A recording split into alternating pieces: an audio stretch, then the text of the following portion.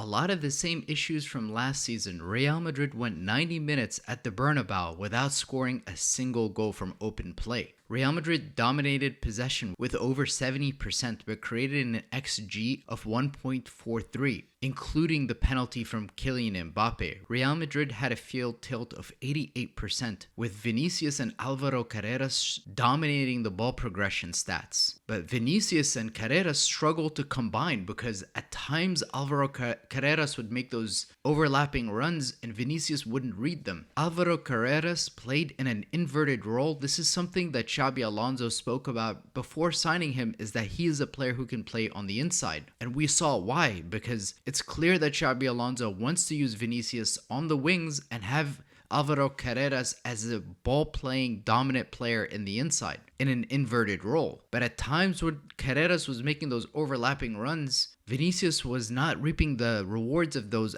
overlapping runs by dragging those players out of position. One of the issues that Real Madrid really struggled with in this match in beating Osasuna's deep block is utilizing their fullbacks down the wings. If you look at the best sides in Europe at beating deep blocks, sides like Arsenal, Manchester City in the Premier League, their fullbacks are constantly making these overlapping runs and they're forming triangles. At times you saw Arda Güler coming to the left-hand side, combining with Carreras and Vinícius, but not enough movement off the ball. In addition, Trent played in this inverted role and he didn't have one of his better matches. He lost focus in the defensive side of the pitch, losing his defender, and struggled to complete many of his long balls. But looking at his defensive counterparts, Eder Militao had a spectacular game.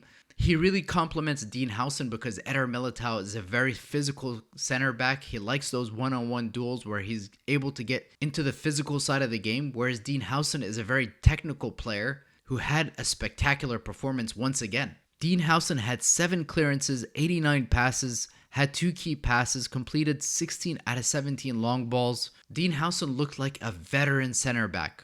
And you wouldn't know that he's only 20 years old. But a player who didn't shine as much in this match like he did in Real Madrid's friendly in Austria is Arda Güler. And part of the reason for that is Osasuna played practically with their entire team in the box. There was no spaces between the lines for Arda Güler to ping those passes through the lines. And with Real Madrid not necessarily having a number 9 or a physical presence in the box, you saw players like Kylian Mbappe dropping into deeper zones, trying to collect the ball, almost playing as a playmaker at times. But we've seen with PSG, you don't necessarily need a number 9.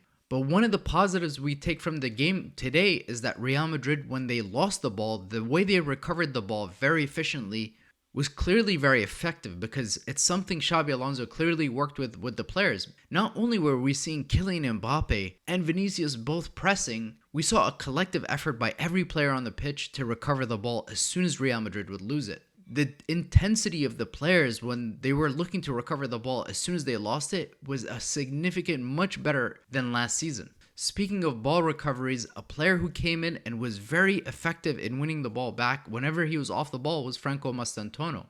Although he didn't have many opportunities to really affect the game, even being 1-0 down, Osasuna was not really going for the draw. But Mastantono was really working effectively off the ball, which is a very promising sign. Another really promising sign was that Dani Carvajal looks like he's in really good shape. After his severe knee injury last season, many of us didn't know what he was going to look like this season. But he looks physically like he's almost back to where he was last season. Is he at the level where he can play more than 20-30 minutes? That's yet to be seen. But the short cameo he did have, he looked very good. And having Trent and Carvajal as the 2 right-back options for this coming season is a huge upgrade from last season. After the game, Xabi Alonso said that he has not had the time to work with the players on how to solve deep blocks yet. That's something he's going to be working with them on the training ground.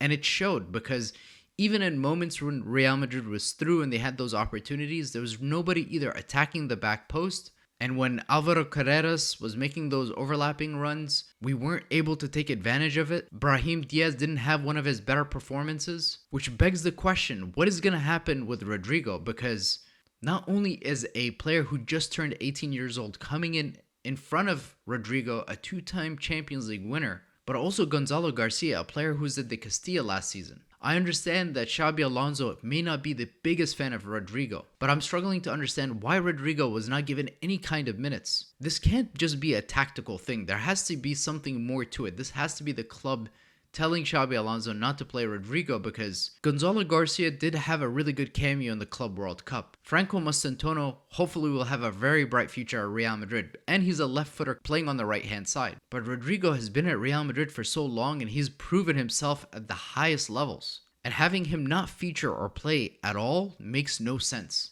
And given the poor form of Vinícius, I'm seeing many Real Madrid fans saying, why is Rodrigo not being played? And Vinícius is being given 70-75 minutes before he comes off the pitch. Not to mention, Rodrigo, when he's not having his best game, he's still doing all the simple things right. He's not losing the ball. He's not doing stupid things that's costing the team. Overall, the big takeaways from this game is Real Madrid was more compact, better at recovering the ball when they lost it. There was more of a collective commitment in trying to win the ball back. The pressing was better. Kylian Mbappe looks sharp. He looks like he's up for it and he's going to be a difference maker this season, because Kylian Mbappe today versus Kylian Mbappe's debut last season, night and day. And not to mention Mbappe's pressing today and Vinícius's pressing. If they press like that for the rest of the season, we're going to be on a very good footing. A lot more needs to be done to get Real Madrid to that next level, because frankly, it was not good enough today. But this team made it far in the Club World Cup. Many of the players are fatigued. We asked for more days off, but La Liga declined that request. So as the season goes on, I'm sure Real Madrid is only going to get better and better. I'm going to keep reinvesting everything into this channel to keep making it better and better and better, to provide better quality content for you guys. My objective is to do YouTube full-time, and I feel like I'm very close to that. I'm going to be going on Patreon soon and uploading more content on Patreon, covering all the games, the news, and everything like that. And if I can get 250 of you to sign up, I'll be a full-time content creator covering all of Real Madrid's games, providing you with more tactical analysis. Thank you all who support my YouTube channel. I appreciate all of you. Thank you for watching, and Hala Madrid.